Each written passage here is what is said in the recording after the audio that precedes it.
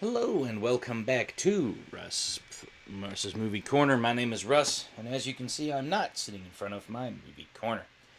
I have my Armor of God t-shirt on, and no movie next to me, but judging by the frame around me, we are back, taking down another atheist. Today, back on the chopping block is Dr. Joel Duff and his video, Extreme Family Planning, Why Were There No Children on the Ark? On the last video, when we were kind of discussing some of the various points that this guy was trying to bring up, trying and absolutely failing miserably, he it was clear to me that he had never actually read the Bible, and it's it's kind of it's kind of funny to me when people like this, okay, do this kind of stuff and try to make it seem like their answers and their stuff, their claims, are real life without knowing what was actually in the Bible. Okay. And again, talking about his talking about the story, okay, of Genesis, the story of the flood in Genesis, okay? If something happened, somebody was doing something, and if you had a kid, okay, like we discussed yesterday, if you had a kid and you were on a big boat for any significant length of time, okay, there's not going to be much for that kid to do, number one, except for take care of the animals, and number two, they're not going to be able to do much. Crazy mooster. My girlfriend's cat, right over there. He might come up and join me. I don't know. We'll see. So it makes sense. And one thing my girlfriend said to me yesterday, she goes, God could have supernaturally made it so that they didn't actually have kids as well. Because he can do that.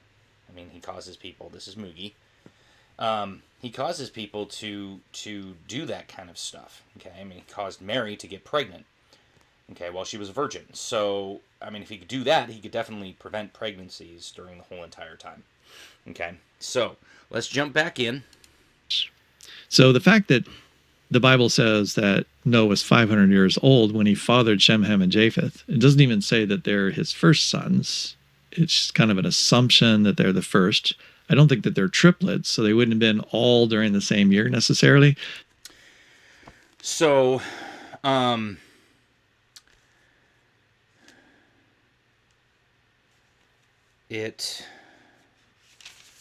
me see.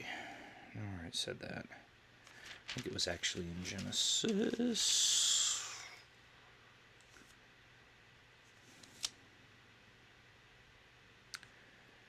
Yeah. So it says, also to Shem, the father of all the children of Eber, and the older brother of Japheth, the children born. And I don't think it says that Ham.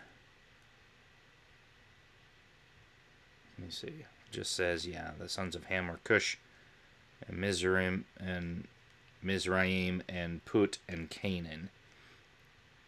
Okay.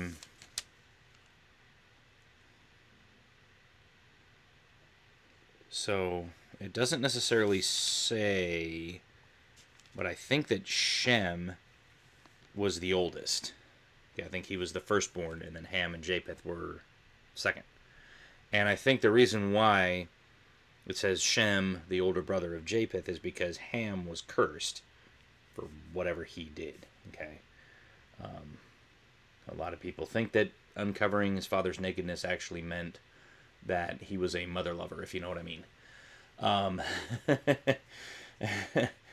That he was actually doing it with his mom, his biological mom. That may have been the case. We don't know. We're inferring that based on the text. we don't know because it doesn't say. It just says that cursed be Canaan. And because he doesn't actually curse Ham, he curses Canaan, the child that was born. Okay, so we know that. See, there's just lots of generic language here that doesn't make sense when you start really thinking about it very specifically. I mean, here again, if you look at the way that things were talked about in the genealogy leading up to Noah, okay, it says, then the days after of Adam, after he became the father of Seth, were 800 years he had other sons and daughters. So Seth lived 105 years and then became the father of Enosh.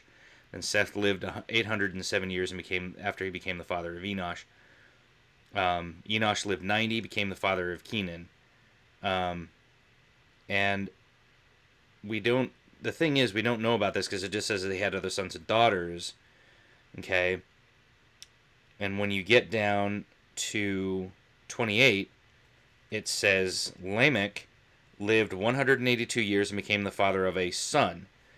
Now he called his name Noah, saying, "This one will give us rest from our work and from the toil of our hands arising from the ground which the Lord has cursed."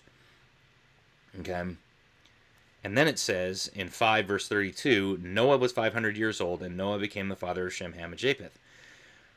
And you'll notice that it says that because later on, a little bit later on, in chapter 10, he actually comes in and gives you all of the sons of Shem, Ham, and Japheth. Okay? And it isn't until you get down to like say verse 15, okay, or verse 13, it says, Arpachshad lived 403 years after he became the father of Shelah, and he had other sons and daughters. So it goes back to using what was being used in chapter 5, okay, in chapter 11, after they talk about all of the different peoples, because here again, they're just concerned, especially on the Shem side of things, they're just concerned with who was the firstborn, because that was usually the one who was going to give birth to another firstborn son, and then to another firstborn son, and then to another firstborn son, and then to another firstborn son. Okay? And a lot of times genealogies in the Bible only care about that because it takes you down, okay, to the Messiah. That's why. Okay? As we talked about in the first video, that's important because we looked at the two genealogies, the one in Luke and the one in Matthew, because that gives you the lines direct through David, okay, to both Joseph and Mary of where the Messiah came from. Does that make sense? Okay. So the early genealogies were not so concerned with saying every single person. And the thing is that how many kids are they going to have? Lots. Because what was their mandate? Replenish the earth. Everybody else is dead. It's only those 8.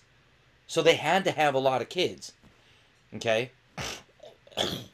And again, before you start yelling and screaming about incest, incest wasn't a thing until the law of Moses in Exodus and Leviticus. Okay? Like 1,000 to 1,500 years after. That's the point. Okay? And like I said, Abraham married his half-sister. Okay? Like Isaac and Jacob married cousins. Okay? So, or like nieces and nephews and cousins. Okay? It was close family relations back then, at that time. Okay? From Noah until Moses. Okay? Close family relations was a thing. And as I've said on this channel many times before, we're all 14th cousins anyway, as human beings. Okay?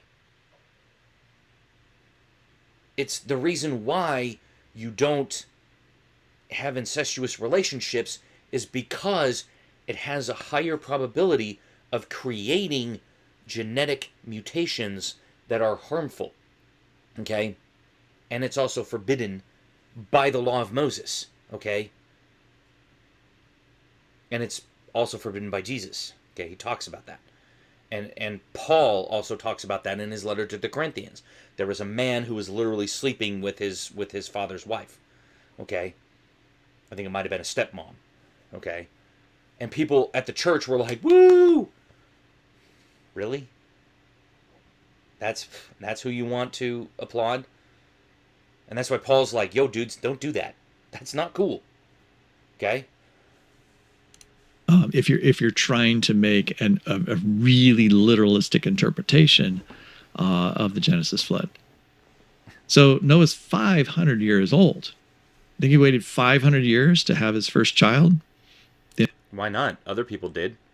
Other people waited hundreds of years to have children. Like I said, back then, it wasn't such a big deal. Okay? And so I here again, I still don't understand his objection to this. Okay? He's like, he's waiting so long. Well, yeah, compared to you now, okay? But if your lifespan was, 800 years, you wouldn't necessarily need to have sex when you're 20. Okay? I mean, think about it. I mean, people think of, people think of Nicholas Flamel in The Secrets of Dumbledore, They think, oh, it's just this fragile old man who, it's like you touch their bones and they crack and break and, everything is, and they're just like a walking corpse at that point. And that's not what happened. Okay? If you look at what science has termed Homo neanderthalis, okay, that's probably what the people looked like from that time period. Because the older you get, the more the back of your head will elongate, the more your brow ridge will grow, okay? The more your cheekbones will grow. It doesn't stop growing. It slows way down, but it continues to grow. Okay? So that's the point, is that, these people think that, oh, it's this. No, it's, they think, oh, these people were just walking corpses at that point. No. Things would have slowed down drastically. But the problem is that after the flood, the environment changed so drastically that people had to adapt. And they started living shorter lives, which meant that they had to get married earlier on. Okay?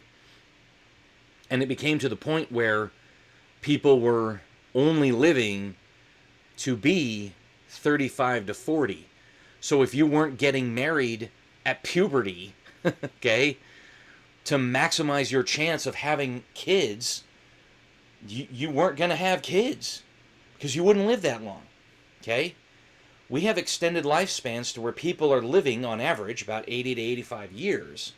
Okay? Don't worry, he doesn't have mange, he's just shaved. Okay? We shave him for heat control because it's summertime. It's coming into summertime here in Kansas, and he and we also do it to control shedding. Okay, because you can kind of see here that he's got real long fur. Okay, so he's gonna shed a lot. Okay, so that's the point. Okay, is when when lifespans got drastically shorter, because here again, if you read the Bible genealogies in chapter in chapter 5, and then you go read the genealogies in chapter 10, you'll notice that at Peleg, lifespans went from 400 to 200. They dropped dramatically, which means something happened. Okay? Something happened to the climate of the Garden of Eden conditions, okay, that was the initial creation post flood. Something happened within about 2 to 3 generations, 4 generations of that thing happening, and it was gone. Okay? They were done. Okay? So Yeah, when Abraham was concerned that his wife was 100 years old after the flood, and it's like, oh, that's too old. You can't possibly have children at that point. here again, tell me you've never read the Bible without telling me you've never read the Bible. When people, like Shem, lived to be like, what was it, 900? 800? Um,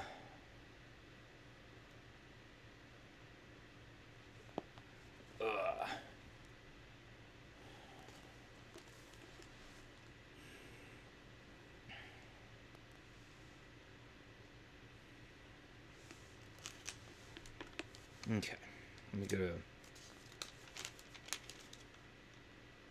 Okay. Shem lived 500 years after he became the father. So he was 100 years old, so he lived 600 years. Arpachshad lived 35 years, became the father of Shelah. Arpachshad lived 403, so he was 438. Okay. Shelah lived 30 years and then became the father of Eber. And Shelah lived 403 years, so he lived 433 years. Eber lived 34 and became the father of Peleg, lived 430 years. Peleg lived 30 and became the father of Reu, and Peleg lived 209 years. So there you go. So that's 1, 2, 3, 4, 5th generation after the flood. Their lifespans were cut in half. Literally. Okay? So they went from living 400 years to living 200 years, and then living 150. Okay? And so, yeah, Abraham at that point, okay, because now we're talking like 14 generations on, because I believe it was 14 generations from Noah to Abraham. You're talking 14 generations on, son. Okay? Yeah, lifespans had reduced drastically by then. So people were no longer living to be 400 years. So yeah, a woman who's 100 years, I mean, she could bear a child. She did. Okay? But yeah, Abraham was like, I'm kind of worried that my wife is 100 years old. What? Is that some knives? Okay, I won't. He's all cat. Yeah. Deb over there, he's in the window. He's a good kid. Okay? He's kind of flipping his tail a little bit. If you've seen our video on the Sasquatch and Sunflower channel, you'll know. He gets a little irritated sometimes. Like I said, he's all cat. He's a typical cat. He has that typical attitude of sometimes he wants attention, other times he really doesn't. And when he doesn't, if you try to pet him and you try to show him attention, he'll kind of get a little feisty and kind of swipe and hiss and bite, stuff like that. So I've learned through personal experience. He's tried to bite me a couple of times. He scratched me a little bit. So we just leave him alone. But he's a good kitty most of the time. So back to what I was saying. Okay, lifespans at that time had reduced drastically. So yes, Abraham, 14 generations on from Noah, is like, yo, dude. Okay, this is a problem. Okay, now it doesn't say that Noah had any children. Okay. Now, could Noah have had other children? Sure. But we're not told that. Because you'll notice that it says he had other sons and daughters. Okay? He had other sons and daughters. Okay? So like Methuselah, okay, lived 782 years after he became the father of Lamech. He had other sons and daughters. And so all the days of Methuselah were 969 years. This is 5 verses 26 and 27. And he died. 28. Lamech lived 182 years and became the father of a son. Notice that it says that he didn't, I don't believe. Nope, he did. Okay, so Lamech lived 595 years after he became the father of Noah, and he had other sons and daughters. Okay, so I thought maybe Lamech didn't, but he did. Okay. But it said, it just says Noah was 500 years old, and Noah became the father of Shem, Ham, and Japheth. It doesn't say that he fathered other sons and daughters. Okay? Because if it had, then we would have assumed that some of those would have made it on the ark, especially when they used the words household in chapter 7. But we don't see that. We just see, okay, Shem, Ham, and Japheth. And so here's the other part of it, okay? We see that Noah was 500 years old. Noah fathered Shem, Ham, and Japheth, right? Okay, we have Genesis 5:32 right above my head. Okay, now look at Genesis 7:6. Noah was 600 years old when the floodwaters came upon the earth. Okay, now if we look, we know that the flood lasted a year because it says in chapter 8, okay,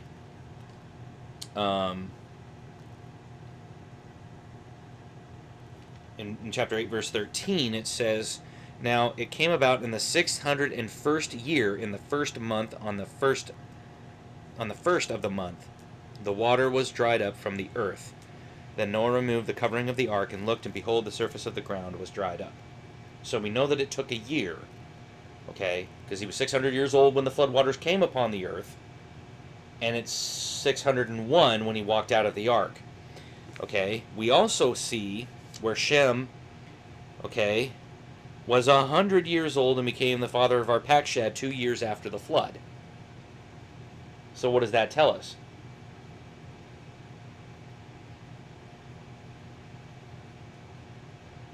That Shem was 98 in Noah's 601st year.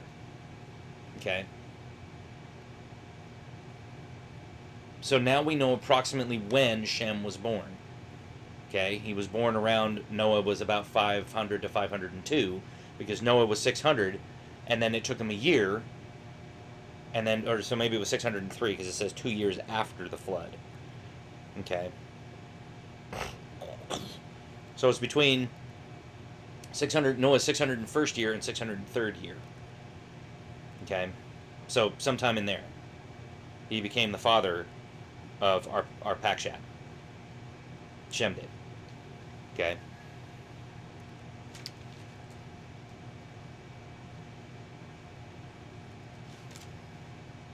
And then it says he lived 500 years after he became the father of Arpachshad, and he had other sons and daughters. Now, note that it doesn't say anything about Noah having any other sons. Okay? It only talks about the records of the generations of Shem, Ham, and Japheth, the sons of Noah, and sons were born to them after the flood in chapter 10. And in chapter 11, starting in verse 11, okay, all the way through verse 32, okay, that's the genealogy of Shem in the same vein as the genealogies in chapter 5. Okay? So here again, as I was describing in the last video, towards the end of the video, this is what we see. Okay? Most people don't understand that. Okay? And this guy obviously does not understand that. Does that make sense now? Is it starting to hurt? I hope people can start to kind of connect the dots together. Okay? When he would have known Noah, or at least known of Noah, who is much, much older, and knew that Noah didn't have children until he was 500 years old. Well, it says, okay, so actually, I think it was either Arpachshad or, let me see, was it Arpachshad or Shelah? It was Arpachshad or Shelah would have lived long enough post-flood to know Abraham, Isaac, and Jacob. Okay, if you graph it out, okay, that, like, here's when the flood happened, here was Shem, here was Arpachshad, here was Shelah, here was Eber, here was Peleg, here was this, here was that. If you graph it out, okay, I believe that, like, I think it was Shem would have lived long enough to know Abraham, Isaac, and Jacob. Which is why Jacob says to Pharaoh, okay, when you look at Genesis 8, um,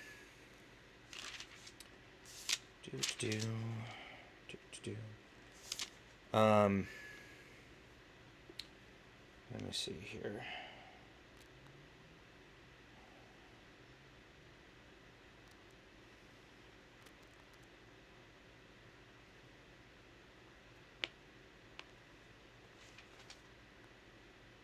Here it is. It's it's 47.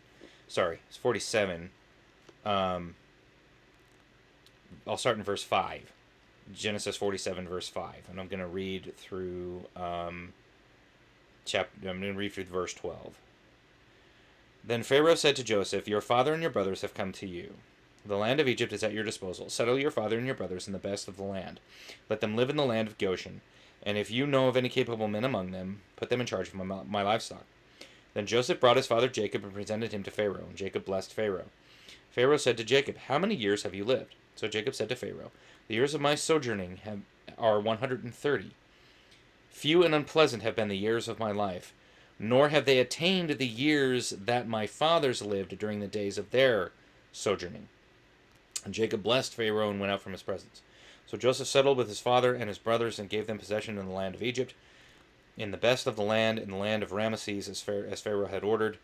Joseph provided his father and his brothers and all his father's household with food according to their little ones. So he's saying, my forefathers, specifically Shem, Ham, Japheth, their sons lived much longer than me, because I've lived 130 years. They've only, they lived 430, and Peleg lived 200 and something. Okay, so he's basically telling Pharaoh, because Pharaoh's like looking at this older man and going, "Holy cow, how old are you?" Because the pharaohs would greatly exaggerate how long they've ruled, what their lifespans were. We know this, okay? We know this because we know from the embalming that these guys couldn't have lived that long, okay? we know this. Some of them died very, very young, and yet we're told they ruled for, 60 or 70 years. No, not like that. Okay? So, and it's funny because I say that to people and they're like, "No, they don't." I'm like, "Yeah, they do. Go look it up." Okay? Even the Egyptian museums and university, the University of Cairo and some of their major universities over there in Egypt will say, yes, the pharaohs greatly exaggerated their king lists. Their number of years they ruled, the number of days that they lived and years that they lived have been greatly exaggerated. So it seems like he could have had daughters before that. He could have had other sons. He could have had other sons after 500 years old, because it's another 100 years before he gets on the ark. He could have. But the thing is that the Bible doesn't say, like it says with the other genealogies. Here again, tell me you haven't read the Bible without telling me you haven't read the Bible. It doesn't say that he had other sons and daughters. That would have been a thing, don't you think? Because here again, the Bible says God cannot lie. So if God's dictating this to Moses, okay, and God's telling him, and Lamech had all these other sons and daughters, and then he goes, and then Noah, he fathered Shem, Ham, and Japheth. I'm sure Noah's probably like, did he have other sons and daughters? Nope. Not until after the flood. Oh, okay. So don't write that down. Just write down what I tell you. Okay.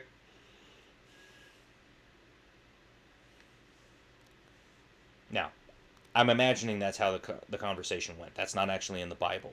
What we know from the Bible is that that's all it says right there, Genesis 5:32. After Noah was 500 years old, Noah fathered Shem, Ham, and Japheth. That's it. That's all we're told. Right? Spends that 100 years building the ark. Well, according to the Ark Encounter, we don't know how long they were building the ark. Could it have been 100 years? Could it have been 50? Could it have been 20? We don't know exactly how long because the Bible doesn't tell us. Okay? We just know that Noah was 500 years old. Noah fathered Shem, Ham, and Japheth. Okay? And Noah was 600 years old when the floodwaters came upon the earth. So we know there was a 100-year gap between when Noah had Shem, Ham, and Japheth, okay, and when the floodwaters came upon the earth. Now, it's likely that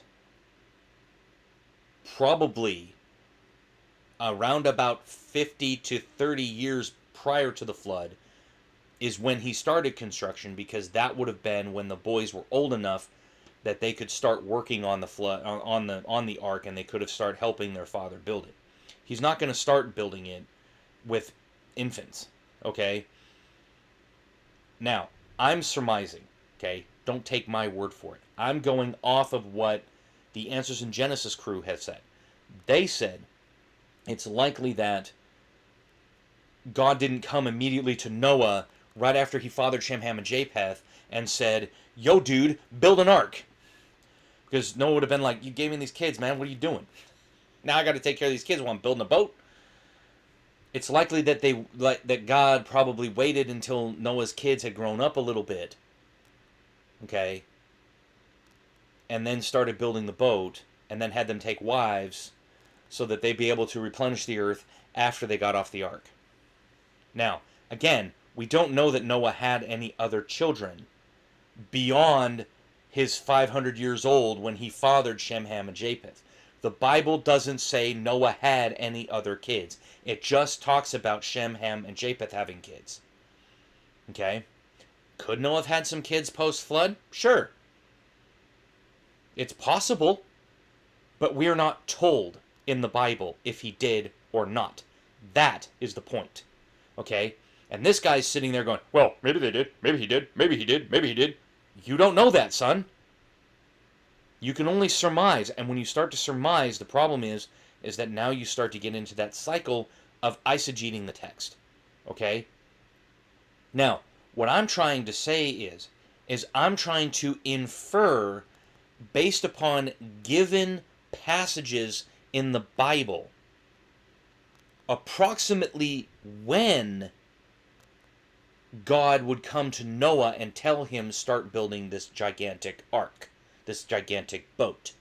Okay? We're not told exactly when that was. We're not told, and Noah was 562 years and God came to him and said, yo, start building a boat, dude. We're not told that. We're just told Noah found favor in the eyes of God in chapter 6, and that God was going to save him, his wife, and his 3 sons and their wives. That's it. That's all we're told. Okay? And that's all we have to go on. Do you understand that now? And nowhere in the text does it say, after Noah was 500 years old, Noah fathered Shem, Ham, and Japheth, and after the flood, okay, or it doesn't say, and also had other sons and daughters as well. That little tagline that was in all through chapter 5 is not with Noah. It comes all the way through Lamech. Noah had a lot of brothers and sisters, according to the text, but Noah didn't. He had 3 sons, and that's all we're told, which is likely that, it's likely that maybe God came to Noah and told him, I'm going to destroy all life on earth, but you and your 3 sons are going to survive. So don't have any more kids. Wait until after the flood. Okay? Now, are we told that? No. But it's inferred by the fact that he only had the 3 kids. Okay? So that's the point I'm trying to get across to this guy, is that he doesn't seem to understand that that's the whole point. Okay? And so, really, did he have 3 kids, 3 sons, no daughters, and went 100 years without having any other children? And now here's If you're building a boat, yeah. I mean, if you're building a gigantic ark, I mean, yeah. If it's you and your 3 sons and your wife and possibly their wives building this gigantic boat, okay? I think you're going to be a little busy. Kind of like what I was saying, while you're on the ark and you're taking care of all the stalls of all the animals that are on the ark. Okay? Are you going to have time to have sex? Probably not. Other things are going to be on your mind. Okay? Not everybody's having sex every single day. Okay? You don't see a married couple, unless they're absolutely trying to have kids, having sex every single day. It doesn't happen. Okay? Your body needs a break after a while. Now, I'm saying 100 years might be a long time. But again, if Noah is spending his waking hours building this ark for God, he's not going to have a whole lot of time when he gets done at the end of the day. He's not going to be walking back in and going, "Hey, honey, let's go have sex." Now, could they have had sex? Sure. Did they possibly have sex? I'll grant that. But we're told that he was 500 years old, he fathered these 3 boys, and then when 600 years old, the flood waters came upon the earth. It's likely that he didn't have any other children. And God could have made it, here again, supernaturally, so that Noah didn't have any other kids. Because he knew that it would have been a burden for Noah to take care of all of those kids on the ark with all of the other animals. And so he gave him 3 boys, because he knew that those 3 boys would need to be able to repopulate the earth. Okay? And keep in mind that those 3 wives that we're told about, okay, we don't know where those wives came from. Could they have been the sons of Lamech? Could they have been, not sons of Lamech, but daughters of Lamech, okay? Could they have been from other people on the earth? We don't know. Okay? The Bible doesn't say. When the Bible doesn't tell us, okay, then that's when you just have to say, the Lord. And this is one of the things I think I mentioned in some of my other videos, when some people have mentioned this kind of thing. I think I mentioned this in my Sarcastic Skeptic video, is when the Bible doesn't tell us, we have to take it on faith that it's not in there for a reason. Okay? Like he was mentioning that, like, oh, all these women, they Bible doesn't mention all these women. Blah. It's like the Bible mentions plenty of women. Okay? It leaves out plenty of men. Like, all through the genealogies, it says he has other sons and daughters. We don't know their names.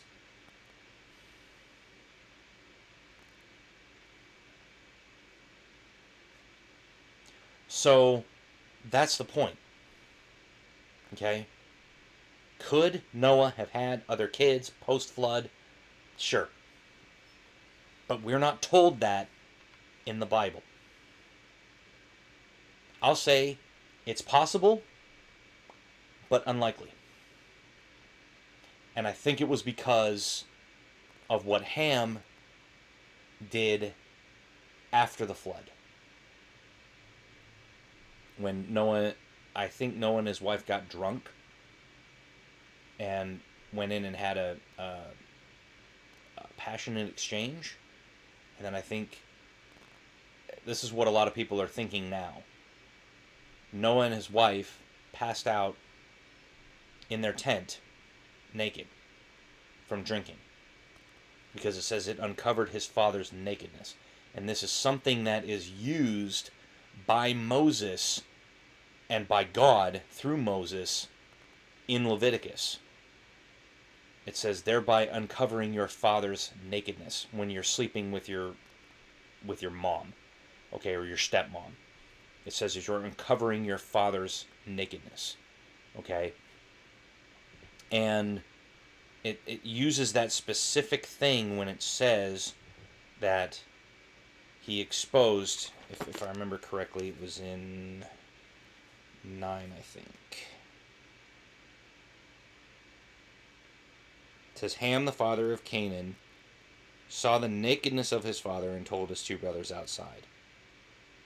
And it says, both Shem and Japheth took a garment and laid it upon both of their shoulders and walked backward and covered the nakedness of their father, and their faces were turned away so that they did not see their father's nakedness. It says, when Noah awoke from his wine, he knew what his youngest son had done to him.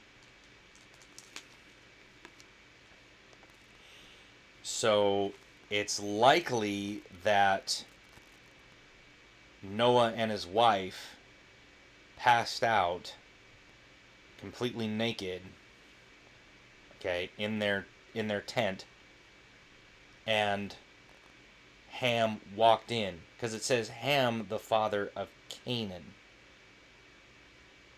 Notice that, because it also says in that passage, okay, that it says, cursed be Canaan, a servant of servants, he shall be to his brothers. Okay? Because he blesses Shem and Japheth. He's not cursing Ham necessarily. Did you notice that? He's not cursing Ham. He's cursing Canaan. And it says Ham, the father of Canaan. This is something that I saw recently on a video, and it kind of made me think about it, and that's why I'm bringing it up, is because maybe Noah didn't, because maybe his wife was unfaithful to him. Okay? And so maybe he decided, we're not going to have any more kids, because she had Canaan to Ham. That's what the new theory is why he's saying cursed be Canaan, is because Canaan was basically the product of his son and his wife. Okay. Now, is that true or not? We don't know. Okay. We just are here again. We're reading the text and we're reading what other passages in the text say, and then we're saying, okay, now we need to, look at this in this context and say, how does this work? How does this happen? And then we go, okay, let's put 2 and 2 together and see if we get 4. Because why would he be cursing Canaan otherwise? Because he's not cursing Ham. That's the point. And I didn't even realize it until I was watching a video, and this guy was literally saying he's not cursing Ham directly. He's cursing Canaan, the son of Ham. Because he says, why would he say Ham, the father of Canaan, and then Noah curse Canaan, not Ham? Because he praises Shem and Japheth, but he curses Canaan. So yeah, I just kept on going with this, right? I thought, so you go 100 years, you get on the ark. So these kids, Shem, Ham, and Japheth, are around 100 years old. Yes, we know that from They're the text. 100 years old. They have wives. Yep. Did they just get their wives? Did they have wives for 70, 80 years beforehand and didn't have any children? Here again, we're not told. It just says, for you, this is what God says to Noah, you're going to build this ark, and it's going to be for you, your wife, your sons, and their wives. That's all we're told. Okay? That's it. We don't know when they got married, because it doesn't say. We also know from the text that Shem, Ham, and Japheth didn't have kids until after the flood. Okay? Ergo, they probably didn't get their wives until close to the flood. Okay? Because, here again, why would they need to? Now, the movie Noah, which is an absolute abomination of a movie, they had a little bit of this interaction where Noah was trying to get wives for his two younger kids, because Shem already had a wife played by Emma Watson, and Logan Lerman's character didn't get a wife. He had a girl in mind, and then there was like a young kid whom they didn't get anybody for. And so my question to Darren Aronofsky was, the Bible clearly tells you, and you read enough of the story to get the actual like outline of Noah's Ark, okay, the events that happened, but you completely lost it when you went to have Ham and Japheth have any kids at all. Okay? So, who are they going to marry?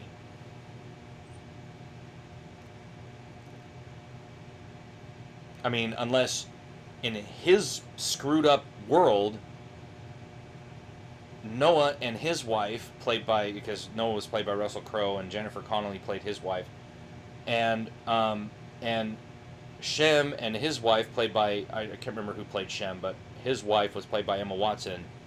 Unless those two couples are going to start having kids, and then Ham and Japheth are going to grow up and be able to take those kids as wives to be able to have kids, which is dumb, because that's not what the Bible says at all. Okay?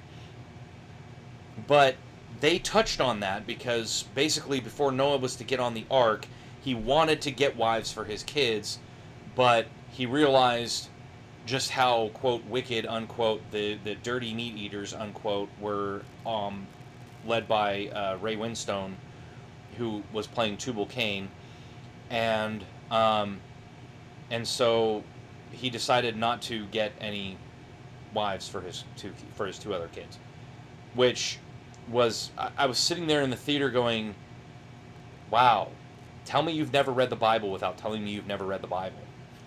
Because they obviously had wives. So again, the Bible doesn't tell us when they got their wives. It just says God tells Noah, you're building this boat and it's for you, your wife, your sons, and your sons' wives. So obviously, at that point, they either had their wives or they were going to be getting wives at some point. Okay? And we know that they had wives before they got on the ark because God is saying, come inside the ark, Noah, you, your wife, your sons, and your sons' wives, come in the ark with me. And then, in chapter 8, after the flood, God says, go out of the ark, you, your wife, your sons, and your sons' wives, you go out of the ark and replenish the earth. So obviously, they had to have had wives before they got on the boat. Duh. That much is not a stretch for anyone to imagine. Okay? And so I could imagine that, yes, they get wives and they say, hey, we're going to go take a little boat ride. And we're going to have animals that we're going to take care of. And then after the flood, and then after this whole boat ride is over, then we'll have kids. And I'm sure the wives are probably like, cool, let's go. And so when they got on the ark, they had no kids at all to bring on board? Again, common sense dictates that you probably, if you were taking care of a boat full of animals, you probably wouldn't want to have kids on an ark. Now, here again, the Noah movie by Darren Aronofsky, and I only bring this up because it's the only kind of, outside of maybe the Bible epic miniseries, which I haven't actually really sat down and watched yet, is the only kind of visual representation that we have of the story of Noah.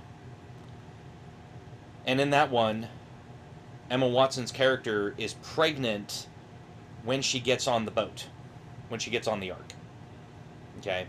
Now that one was stupid because that ark was literally just a box, okay, that floated, and they literally just had like every single animal sleeping for the entire year, which was kind of dumb because you would never be able to do that. But it just, yeah, and it just doesn't make any sense because there was not enough room for all of the animals on the ark. In that movie, that the ark was not big enough. So yeah, the whole thing was just the whole movie was an abomination. It was just, I couldn't believe it. When I saw the previews for it, I thought this looks promising, but it looks like another Hollywood schlock film where they take a Bible story and they completely misrepresent it, and then try to pass it off as a Bible movie. Okay, and it's just another atheist trying to, do stupid things. So again, I don't think that those boys would have wanted to have to take care of infants while they were on the ark, or even children while they were on the ark. So it would have made sense, okay? And if I would posit this to parents of children: have you been on a cruise?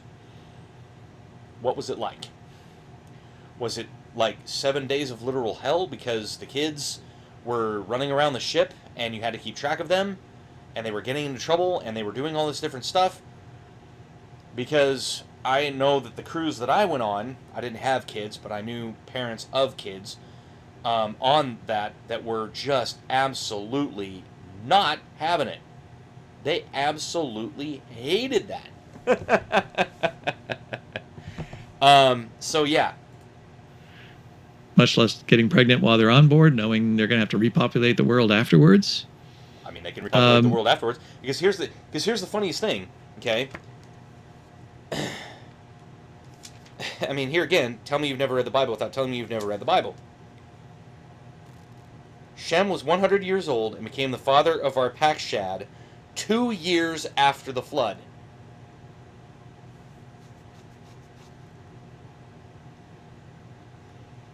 Okay?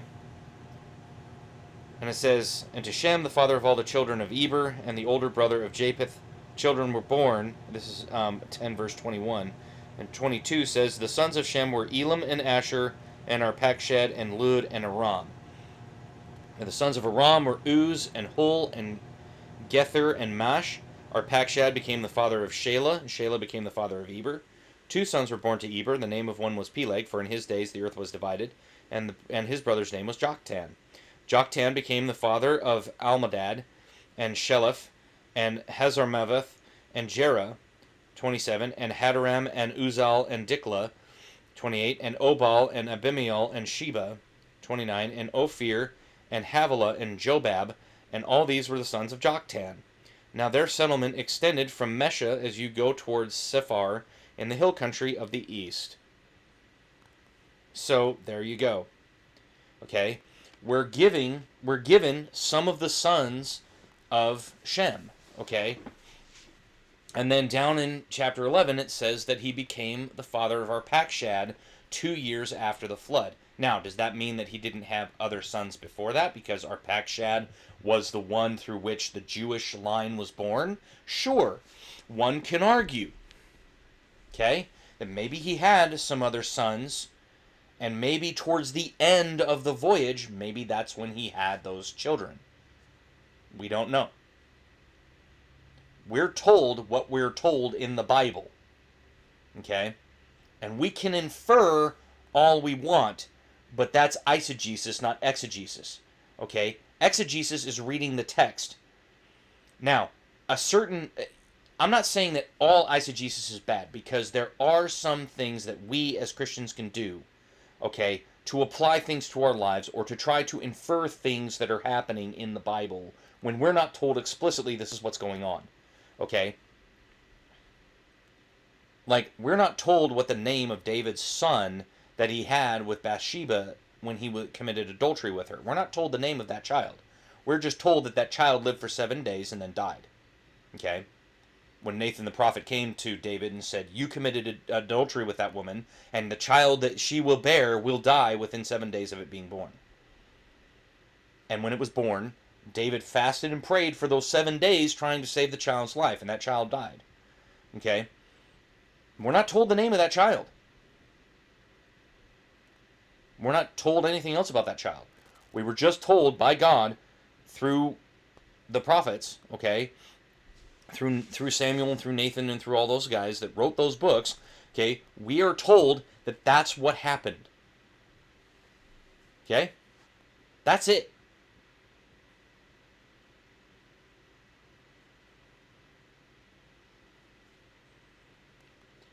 And the problem is that people like this want to sit there and try to read into Scripture and try to read into things and try to take their 21st century worldview and push it into a time when it was completely different. You can't do that. Like I said, we can infer based upon what we read. We can infer what probably happened behind the scenes. But we don't know all the details because we're not told all the details. We're not meant to know all the details. It's kind of like a history book. We don't know all the details of every single day, of every single minute of what happened in, like, say, Auschwitz. We just know that there were hundreds of thousands of Jews that were processed through that place, that were gassed and killed, okay, and machine gunned and all of this other horrible stuff that happened to them. Okay? It's horrendous. And we don't have a minute by minute detail of every single thing that happened in that. It's the same way with Genesis. We don't have a minute by minute, we don't have a day by day timeline, okay, of everything that happened leading up to the flood. We're just told, this is what happened, move on. Okay? Which is exactly what history books do. They give you some paragraphs about things and then they move on. If you want more information, you go to other history texts and you talk to other things. Okay? We're not told exactly what happened there.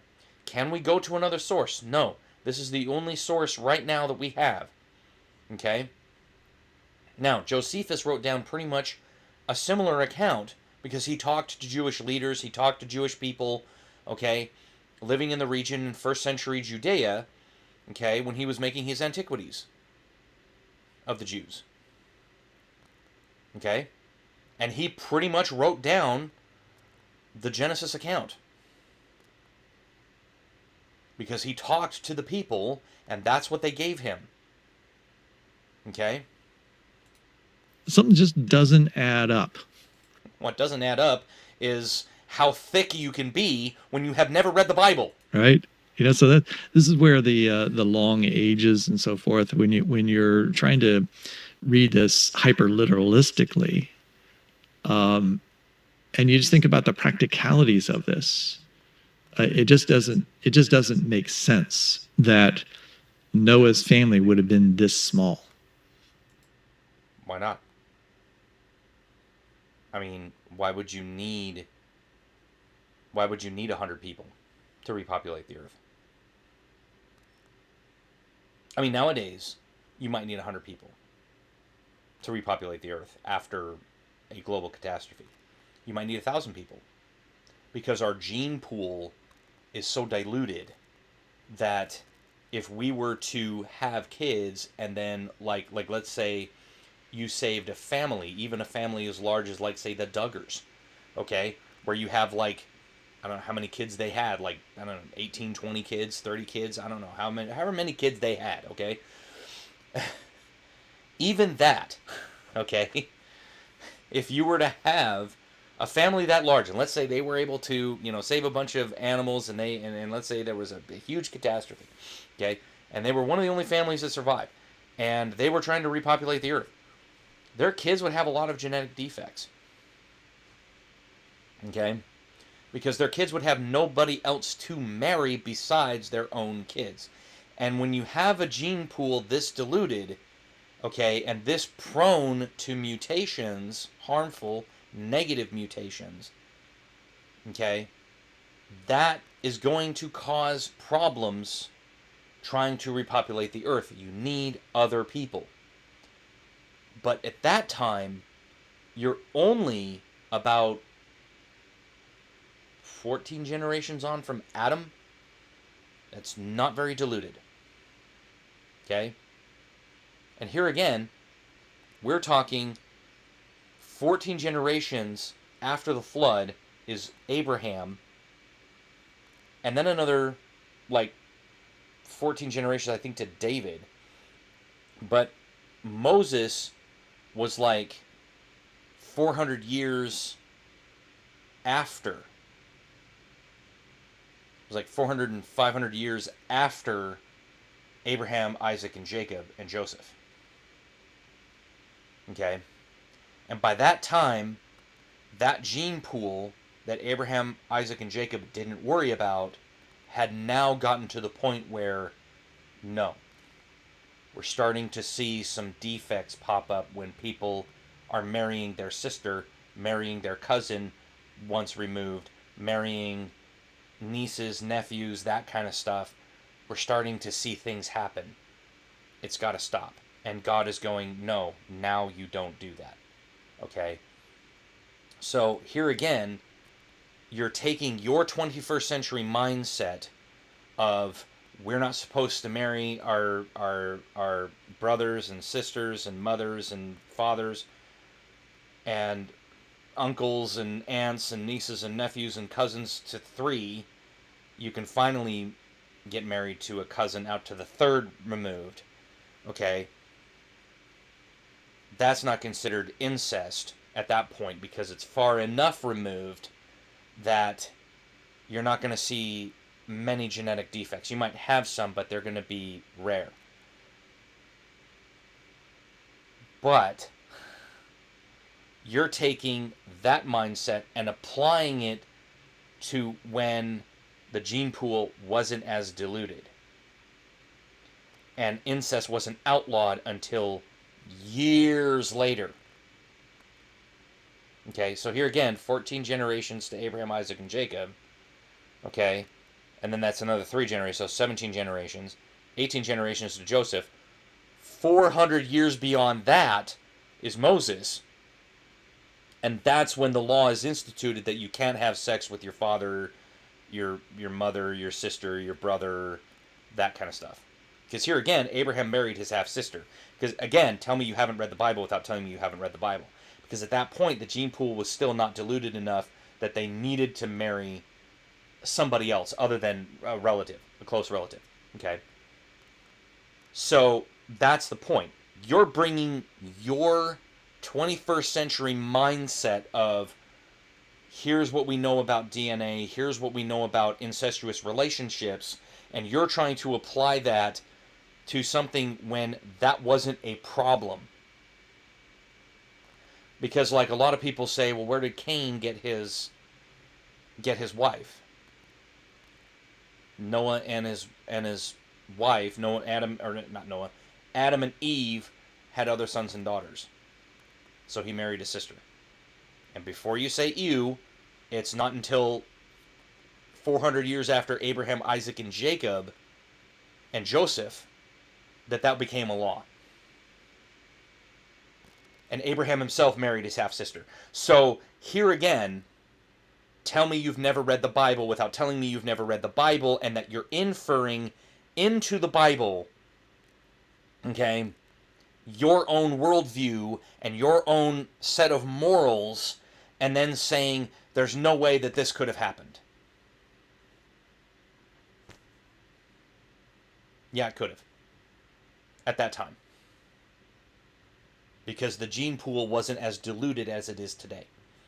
Okay? And as it was at the time of Moses, when the laws were instituted. Okay? Because we see in, like, monarchy, okay? This is one of the reasons why the monarchy is not intermarrying anymore, is because we saw a lot of times monarchs had a lot of problems because of incest. Okay? And they started, that's why they were going outside of the normal to marry off people, because they knew that they needed to have fresher genes, because the problem was is that all of those monarchs were all related, and they started having basically incestuous relationships, okay, to where you were essentially marrying a niece, a nephew, a brother, a sister, a cousin, okay, and there was starting to be problems, okay, and so the monarchs in Europe started going, we need to do something different. We're starting to have issues, okay, and it cropped up within a few generations, okay, of them starting to do this practice of this intermarrying. Because it was, at first you had monarchs and you had different things, and they were genetically different enough that it wasn't a problem. But after you had, let's say, this princess marries this prince, okay, then they have a kid, and then this guy marries this one, and then they have a kid, they have another kid, those two get married. Then you start to see problems. Because now you're marrying cousins, basically. And they started noticing that their children started having some issues.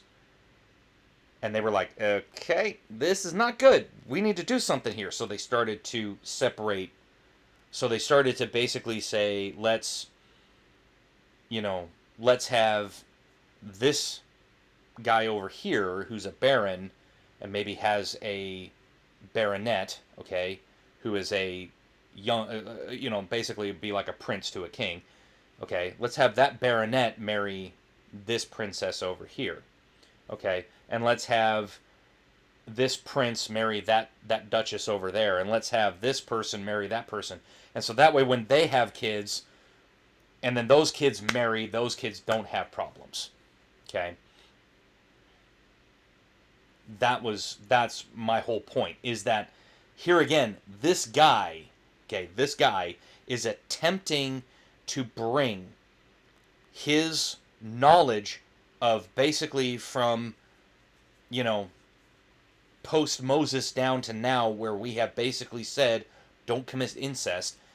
And he's applying that back to, well, these people never have kids. These people didn't do this. These people would have had these problems. These people would have had this. It all breaks down. No, it doesn't, dude. It's called common sense, because here again, if you've never read the Bible, if you don't understand what the passages are saying, you're cherry-picking verses like you're doing right here, okay? And then you're reading into those verses, you're eisegeting instead of exegeting, which is what I've been doing. I've been exegeting and then inferring what could have happened based upon available evidence, scriptural evidence that we have, okay? This guy's not doing that. This guy is cherry-picking and then going, I don't understand how this can work. Well, of course you don't, because you've never read the story, son. Read the freaking story and then figure it out. Smash that like button, hit subscribe, drop a comment below, let me know what you think of this series so far. We'll finish it up on the next one. And as we say, we will see you on the next one.